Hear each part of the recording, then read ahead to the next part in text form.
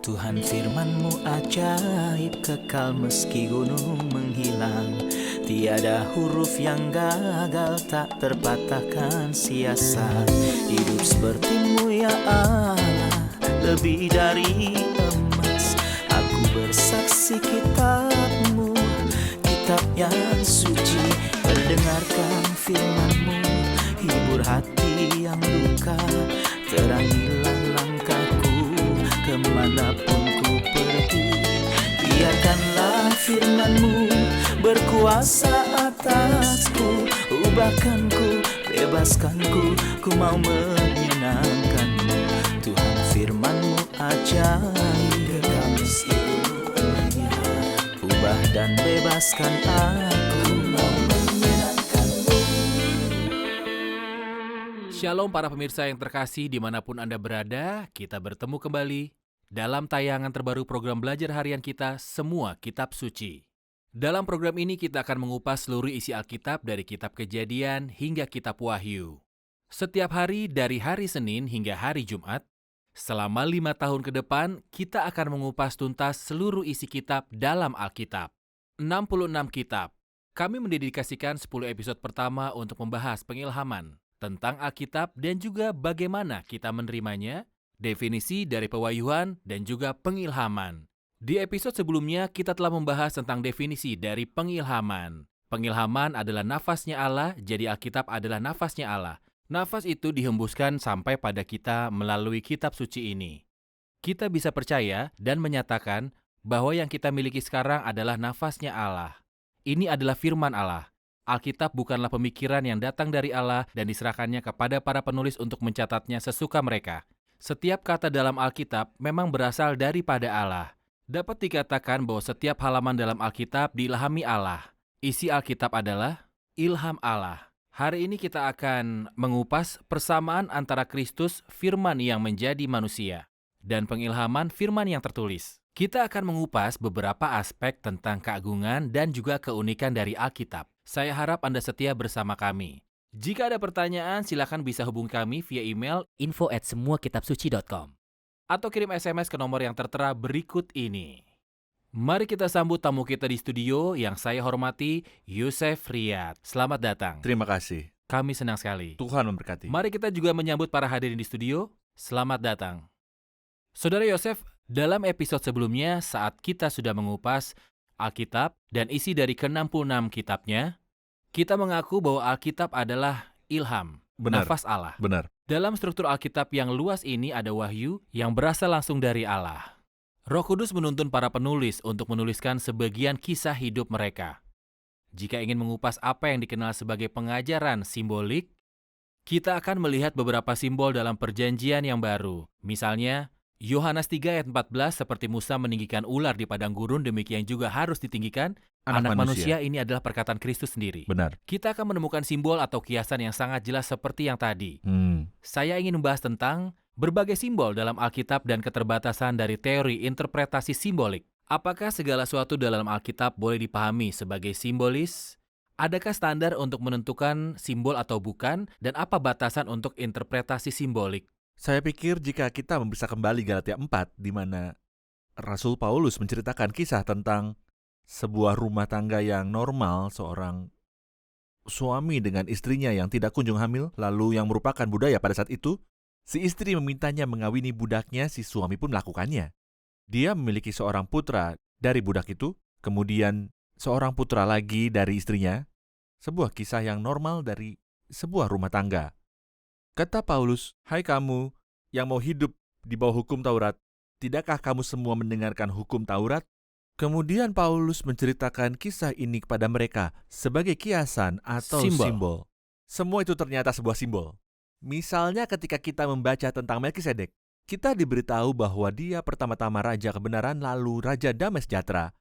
Apa artinya pertama-tama raja kebenaran lalu damai sejahtera? Yesus adalah pertama-tama raja kebenaran yang menegakkan perdamaian dengan kematiannya melalui kebenaran yang dimilikinya. Kemudian pada kedatangannya yang kedua kelak, dia adalah raja damai sejahtera. Bahkan hal itu tertulis dalam Mazmur 119, "Aku melihat batas-batas kesempurnaan, tetapi perintahmu itu luas sekali." Dari situ kita memahami bahwa firman Tuhan tidak hanya mengandung makna yang langsung, tapi di balik makna langsung dan sederhana yang dapat dipahami oleh siapapun itu, ada sesuatu yang lebih dalam hingga membutuhkan para ahli untuk memahami setiap perkataan dari firman Tuhan yang hidup. Bahkan ada pernyataan dari seorang yang bernama Arthur Pearson. Ia mengatakan bahwa sejarah Israel itu sendiri adalah sebuah nubuatan. Karena setiap kemenangan dan tindakan pembebasan menggambarkan karya Kristus. Contohnya adalah ketika Daud mengalahkan Goliat. Goliat yang mempermalukan bangsa Israel selama 40 hari 40 malam. Yesus adalah gambaran dari sang anak Daud yang berperang mengalahkan iblis ketika ia menjadi manusia. Setiap orang kudus serta pahlawan iman mengacu semuanya kepada pribadi Yesus yang mulia. Lalu kita dapat menemukan referensi tentang Yesus yang tak ada habisnya dalam kehidupan Yusuf, khususnya terkait penderitaan, kemudian pemuliaannya yang kentara. Bahkan ketika Perjanjian Baru tidak menyatakan bahwa Yusuf Benar adalah sekali. sebuah simbol. Tidak Kristus tertulis sama berkata sekali. dalam Injil bahwa ular tembaga Benar. merupakan kiasan atau Benar. simbol. Paskah adalah Tapi simbol. Yusuf Tidak ada ayat yang berkata Yusuf adalah Tidak ada simbol, sama sekali. tapi kita paham penderitaan Kristus dan pemuliaannya dari kehidupan Benar Yusuf. sekali. Arthur Pearson mengatakan tiap tragedi dan bencana yang menimpa manusia berkontribusi pada seruan nyari yang meminta Allah untuk campur tangan. Memang benar ketika Alkitab mencatat tentang tragedi kemanusiaan. Bukankah itu hasil dari dosa? Siapa yang memecahkan masalah manusia? Bukankah Kristus yang datang? Seakan-akan setiap tragedi adalah panggilan pada Allah untuk campur tangan. Karena sesungguhnya dia adalah roh dari sejarah dan dia juga adalah roh dari syair dan nubuat. Itulah contoh orang yang menghormati firman Tuhan. Untuk setiap kesempurnaan kita melihat batasannya, tetapi perintah Tuhan sangatlah luas. Benar, kita harus belajar dari perkataan Kristus kepada dua murid dalam perjalanan ke Emmaus. Benar. Pada hari kebangkitan ketika Yesus menjelaskan apa yang tertulis tentangnya dalam seluruh kitab benar suci. sekali. Nubuatan, simbol, dan gambaran dalam semua kitab suci Perjanjian Lama menunjuk pada Kristus. Semuanya menunjuk pada kedatangan, kematian, dan kebangkitannya. Itulah yang memberikan nilai dan rasa pada Alkitab. Tepat. Kristus meminta orang Yahudi menyelidiki kitab suci.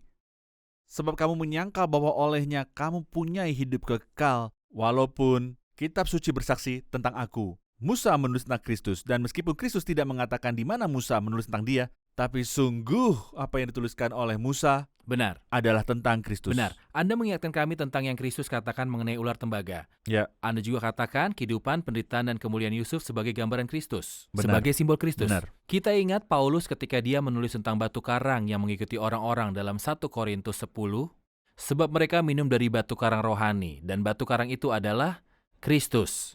Anda juga menunjuk pada surat Galatia 4 yang mengatakan tentang Hagar dan Sarah, simbol dari perbudakan dan kebebasan. Jadi kita bisa melihat penafsiran, tapi terbatas dalam penggunaan. Di 1 Korintus 5, Kristus adalah anak domba Paskah. Ada banyak Benar. contoh yang jelas dan langsung.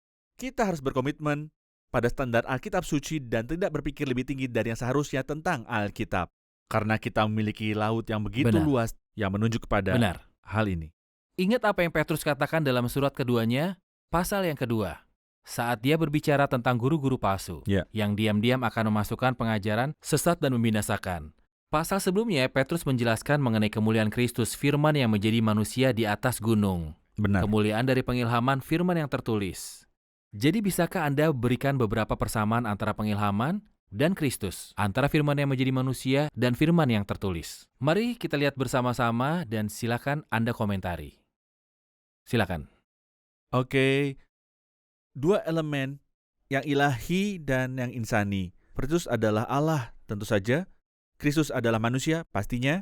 Apakah kitab suci adalah ilham Allah? Ya. Apakah kitab suci adalah perkataan manusia? Ya. Jadi kita bisa melihat unsur ilahi dan insani. Keilahian berada dalam kemanusiaan tanpa dosa. Nafasnya Allah diwujudkan dalam perkataan manusia tanpa kesalahan. Bagaimana Kristus lahir? Lalu bagaimana Alkitab disusun? Keduanya melalui Roh Kudus. Yesus dikandung dalam rahimnya perawan Maria yang diberkati oleh Roh Kudus. Alkitab diilhamkan ketika umat Allah berbicara dan dipimpin oleh Roh Kudus. Roh Kudus. Kristus itu kekal dan Alkitab itu kekal, yang berarti tanpa awal ataupun juga akhir. Apakah Benar. Kristus seperti itu? Kekal tentu saja, selama-lamanya hingga masa yang akan datang. Alkitab memberitahu kita mengenai kekekalan dan tentang masa yang akan datang. Untuk selama-lamanya firman-Mu ditetapkan. Di surga. Selain itu misalnya, terkait perihal tidak mungkin salah. Kristus itu tidak mungkin salah dan Alkitab bagaikan perak yang teruji 7 kali dimurnikan dalam dapur peleburan di tanah, tidak ada lagi kotoran Tanpa dalamnya, dosa. tanpa dosa. Kristus adalah sang kebenaran. Lalu dia berkata tentang Alkitab, firman-Mu adalah kebenaran. Saat ini kelompok liberal menyatakan bahwa tidak ada yang namanya kebenaran. Kebenaran yang Anda berbeda dari saya dan orang Kebenaran lain. itu relatif. Kebenaran itu relatif. Tentu saja ini adalah omong kosong dan ucapan yang asal bunyi. Firman-Mu adalah kebenaran. Tepat sekali. Ya. Jadi kita memiliki standar yang telah ditetapkan dalam Alkitab. Kristus menyelamatkan dan Alkitab menyelamatkan, Kristus menyelamatkan. Petrus berkata, keselamatan tidak ada dalam siapapun juga. Terkait firman, Rasul Paulus berkata pada Timotius, dari kecil engkau mengenal kitab suci yang memberi hikmat dan keselamatan. Jadi Pada Kristus keselamatan. menyelamatkan dan firman menyelamatkan. Kristus menghakimi, Alkitab menghakimi. Bapa tak menghakimi siapapun, namun telah menyerahkan penghakiman itu kepada anak. Yohanes 5 ayat 22.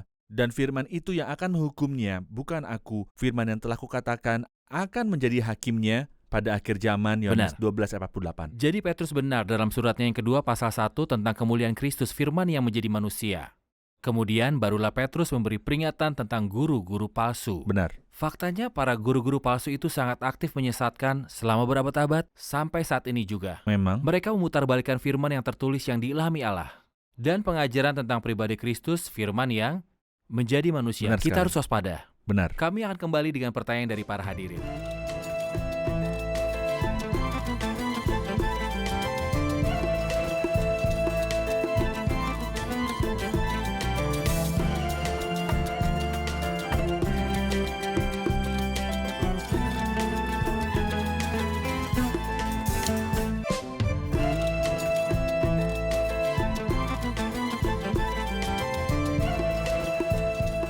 Bukankah kesamaan ini terlihat ganjil? Contohnya seperti kisah yaitu tentang hubungan Sarah dan Hagar. Bisa jadi kisah ini tidak benar-benar terjadi. Mungkin Alkitab mengisahkannya sebagai mitos atau hanya merupakan salah satu cara dalam menyampaikan makna tertentu? Ini adalah pertanyaan penting dan kritis terkait tentang teori simbolik. Anda menunjukkan bahwa salah satu bukti yang mendukung teori simbolik dalam Alkitab adalah kisah tentang Hagar dan Sarah dalam Galatia. Dari kisah ini ada sebuah simbol tentang perbudakan dan juga kebebasan. Pertanyaan Christine, apa buktinya bahwa kitab dari surat Galatia itu adalah kisah nyata? Mengapa kisah ini bukan hanya sekedar mitos dan diterima secara simbolis? Isi Alkitab tidak mengandung mitos-mitos. Salah kalau menganggapnya demikian. Alkitab membantah anggapan ini. Misalnya di Galatia 4 dikatakan, bukankah ada tertulis bahwa Abraham mempunyai 2 orang anak, seorang dari hambanya dan seorang dari perempuan merdeka. Ini kisah yang nyata, karena Abraham adalah pribadi yang nyata yang dirujuk Kristus dalam beberapa bagian. Sarah dan Hagar adalah pribadi yang benar-benar nyata. Keturunan Ismail tetap ada sampai sekarang, begitu juga keturunan Ishak yang tetap ada sampai sekarang. Meskipun kisah ini nyata, Yesus pun menyebutnya sebagai simbol. Itu standar dari semua simbol. Anak domba Paskah itu nyata dipersembahkan pada hari keluarnya orang Israel di Mesir, menyelamatkan dari serangannya sang pemusnah. Tapi anak domba Paskah adalah gambaran dari Tuhan Yesus Kristus yang dibunuh seperti disebutkan dalam Alkitab. Kristus, anak domba Paskah, telah dikorbankan. Ular tembaga itu nyata dan menyelamatkan orang-orang dari gigitan ular yang membabi buta, tapi itu adalah gambaran Kristus yang digantung hingga mati di Kalvari, sehingga menjadi sumber keselamatan yang kekal bagi yang percaya padanya. Simbolisme adalah sesuatu yang berbeda dengan legenda dan mitos. Alkitab itu adalah simbolis, bukanlah mitos. Benar, ini berlaku juga untuk bagian pertama dari kitab Kejadian. Benar? Seperti Adam. Ya, Adam adalah tokoh sejarah yang nyata. benar sekali. Tepat Dia pernah sekali. hidup di bumi dan kemudian dijadikan contoh. Dia Tapi nyata atau hanya legenda? legenda? Tepat sekali. Celakalah yang menganggap itu mitos. Saya berharap mereka berubah sebelum terlambat. Benar, kita akan membahasnya saat mengupas kitab Kejadian. Kita akan membahas masalah ini. Benar. Mari kita kembali lagi membahas Alkitab.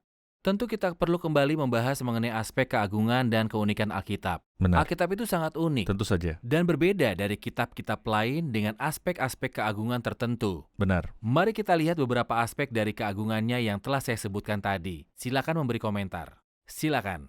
Sebenarnya saya akan mulai dari tengah lalu kemudian melanjutkan berlawanan arah jarum jam.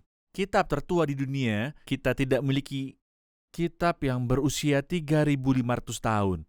Tidak ada. Tapi Alkitab ditulis 3.500 tahun yang lalu, 1.500 tahun sebelum Kristus. Jumlah terjemahannya melebihi 2.000. Yang paling mendekati dalam jumlah terjemahan adalah karya-karya Lenin sebanyak 200 terjemahan. Berarti tambah 1 nol lagi. Terjemahan pertama, kitab yang pertama diterjemahkan adalah Alkitab. 280 tahun sebelum Kristus. Diterjemahkan di Alexandria yang kita sebut Septuaginta. Terjemahan Perjanjian Lama ke Yunani. Tepat sekali. Terjemahan Yunani dari Perjanjian Lama juga merupakan aspek keunikan dari Alkitab. Untuk jumlah manuskrip, ada jumlah yang sangat besar, yaitu antara 24.600 atau 24.643 naskah. Peringkat kedua terbanyak adalah Iliad Homer, sebanyak 640 naskah saja. 24.600 dibandingkan 640 naskah. Periode penulisan terlama. Beberapa buku ditulis selama puluhan tahun, tetapi tidak ada buku yang ditulis selama ratusan tahun. Ada jangka waktu 1.600 tahun sejak Musa penulis pertama hingga Yohanes penulis terakhir. Sekitar 1500 sebelum Masehi sampai abad pertama Masehi. Tepat sekali. Benar. Kemudian, Alkitab adalah buku paling populer, 150 juta terjual setiap tahunnya. Itu berarti sekitar 5 eksemplar terbit dan dijual per detik. Oke. Itulah aspek-aspek keagungan dan keunikan Alkitab. Kita hanya memilih beberapa Benar, saja hanya beberapa. karena masih banyak keunikan dan keagungan lainnya.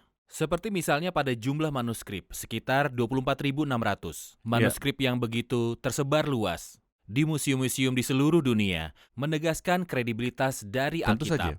Kita Ya. memiliki nubuatan yang telah digenapi. Telah digenapi. Benar. Memang benar. Benar. Pemirsa yang terkasih, kami akan kembali dengan pertanyaan dari para hadirin.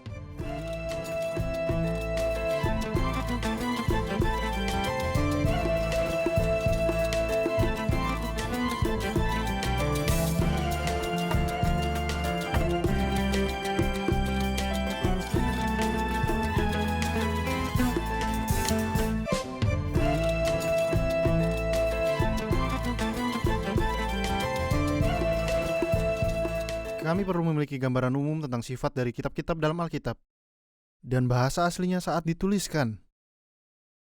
Sifat dari kitab-kitab dalam Alkitab. Bagaimana sifat mereka menurut pengelompokan dalam Alkitab? Pertama-tama saya ingin membagi Alkitab menjadi 2 bagian. Perjanjian Lama dan Perjanjian Baru. Singkatnya, saya mengatakan bahwa Perjanjian Lama memberitahu kita tentang seseorang yang akan datang. Perjanjian Baru memberitahu kita bahwa yang dinubuatkan ini sudah datang. Dan ia akan datang kembali. Ini hal yang pertama, ada 2 janji. Perjanjian Lama ditulis dalam bahasa Ibrani kecuali beberapa bagian ditulis dalam bahasa Aram untuk satu tujuan. Perjanjian Baru ditulis dalam bahasa Yunani karena didasari oleh tujuan yang bijak dari Allah. Jadi, ada 2 bagian, satunya bahasa Ibrani, yang lainnya bahasa Yunani. Yang satu mengatakan Kristus akan datang, yang satu mengatakan sudah datang. Benar. Tapi selain itu, kita menemukan berbagai macam jenis tulisan. Seseorang berkata Alkitab bukanlah sekedar buku biasa. Ya benar, Alkitab adalah perpustakaan yang berisi buku sejarah. Bahkan tidak ada buku yang mencakup seluruh sejarah umat manusia kecuali Alkitab. Saya bahkan tidak mengatakan seperti Alkitab, tapi kecuali Alkitab. Alkitab berbicara tentang pengelompokan sejarah. Kita sama sekali tidak menyadarinya, tetapi Alkitab membahasnya. Kitabnya Allah. Dan Alkitab bicara tentang Taurat.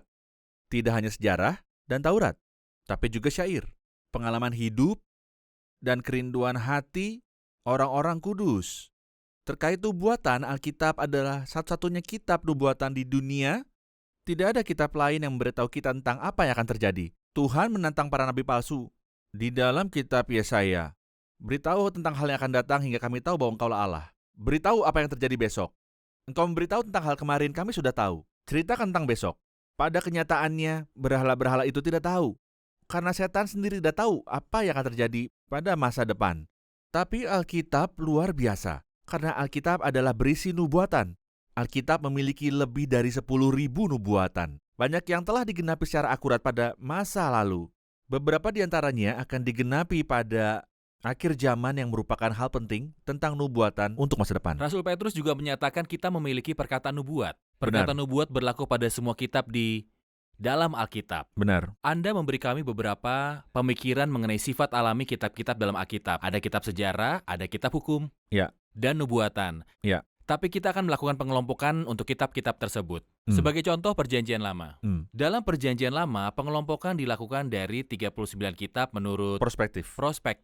Apakah itu kitab sejarah, kitab nubuatan, atau syair? Bagaimana mengelompokkannya? Beberapa membaginya menjadi 3 kelompok. 17 kitab, 5 kitab, 17. Benar.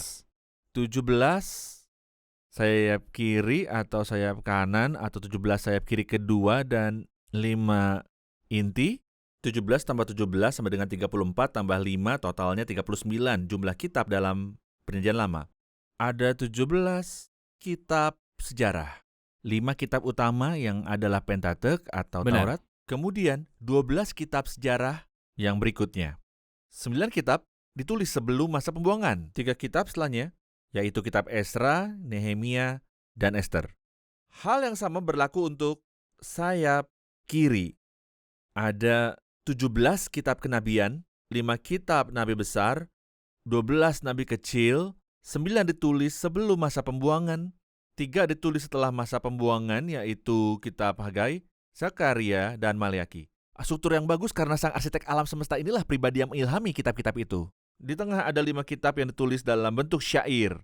Dalam Mahakarya itu, mereka berbicara tentang filosofi penderitaan, penyembahan pada Allah, dan juga hikmat, kesombongan dan kehampaan dunia, dan kasih dari Tuhan.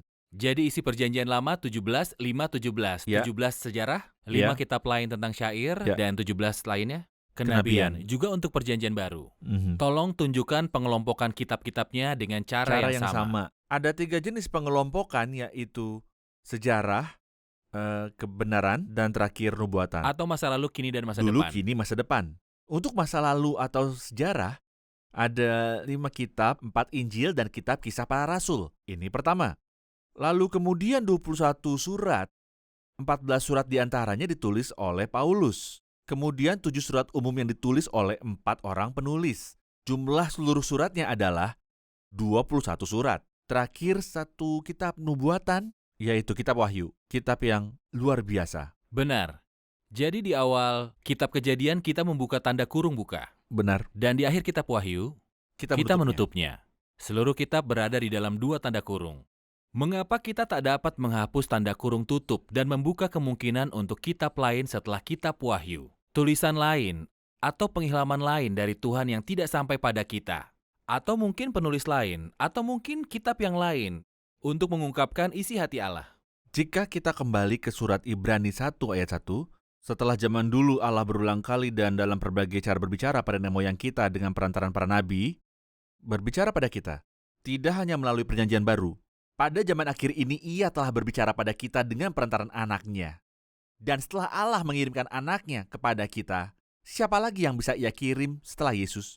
Setelah Dia berbicara kepada kita melalui anaknya, katakan bagaimana Dia bisa berbicara melalui cara lain.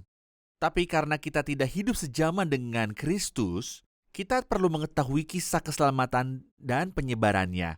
Juga mengenai ajaran keselamatan dan akhir dari keselamatan. Jadi perjanjian baru ditulis untuk kita yang diakhiri dengan kitab Wahyu. Dalam kitab Keluaran, Allah mengucapkan frase ini, tuliskan semuanya ini dalam sebuah kitab sebagai tanda peringatan. Kalimat yang sama di ayat terakhir dalam Wahyu sebelum salam dan doa terakhir. Kita diberitahu dari apa yang tertulis dalam kitab Wahyu 22 ayat 19. Bahwa kita tidak lagi membutuhkan kitab yang lain. Semua telah genap dan ada. Benar. Semua yang ada dalam pikiran dan hati Allah telah disampaikan pada kita. Benar. Kita pun telah memiliki berbagai nubuatan. Sudah digenapi. Terima kasih Tuhan Saudara Yosef. berkati. Kita dengarkan komentar dari hadirin. Amin. Selamat datang semua. Apa yang telah kita pelajari dari topik hari ini? Ketika bicara simbolisme, saya ingin berkata wow. Maksud saya bagaimana mereka ini menjalani kehidupan secara normal dan berperilaku normal. Tapi kita banyak belajar dari kehidupan mereka. Jika bukan Allah, ini pasti mustahil. Ini menegaskan pengilhaman ilahi Alkitab. Kukatakan satu hal lagi. Pada zaman sekarang ini, seperti dikatakan Yosef, kebenaran itu katanya relatif dan banyak orang berkata sulit untuk mengetahui kebenaran. Tapi kata Alkitab, firman-Mu itu kebenaran. Maka inilah kebenarannya. Jika Anda ingin tahu tentang sejarah dan masa depan, bacalah Alkitab. Jika Anda ingin hidup benar, baca Alkitab juga. Fakta ini sangat menguatkan. Rugi besar jika kita tidak mau untuk mendalami firman Tuhan. Benar. Saya belajar dalam episode ini bahwa Alkitab adalah nafasnya Allah. Ini merupakan hal yang paling jelas dan terindah. Alkitab yang kita miliki ini unik dan hebat. Alkitab adalah buku yang paling luar biasa. Alkitab adalah kitab tertulis pertama. Kitab tertua yang berasal dari 1500 sebelum Masehi. Sebuah buku yang manuskripnya melebihi 24.600 naskah. Sebuah buku yang didistribusikan setiap tahun sekitar 150 juta eksemplar. Luar biasa. Terima kasih, Tuhan memberkati. Terima kasih Saudara Yosef, Tuhan memberkati. Para pemirsa yang terkasih, hari ini kita telah berbicara tentang aspek-aspek keagungan Alkitab dan juga tentang persamaan-persamaan antara firman yang tertulis dan Kristus, firman yang menjadi manusia.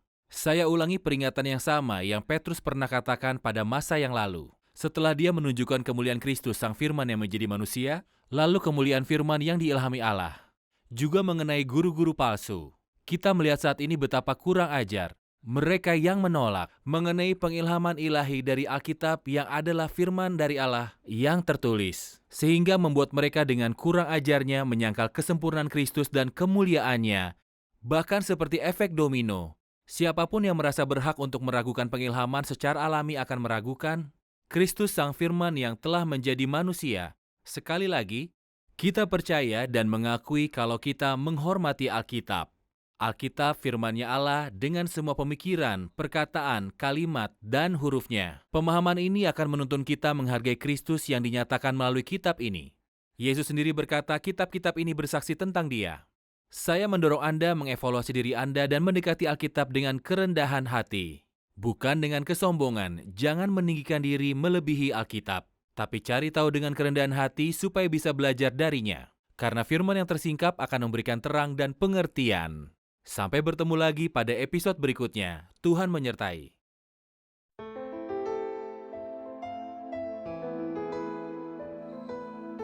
Tuhan firman-Mu ajaib, kekal meski gunung menghilang. Tiada huruf yang gagal, tak terpatahkan siasat. Hidup seperti-Mu ya Allah, lebih dari emas. Aku bersaksi kitab-Mu, kitab yang suci. Mendengarkan firman-Mu, hibur hati yang duka. Terangilah langkahku kemanapun ku pergi. Biarkanlah firman-Mu berkuasa atasku. Ubahkanku, bebaskanku, ku mau menyenangkan-Mu. Tuhan firman-Mu ajaib, ubah dan bebaskan aku.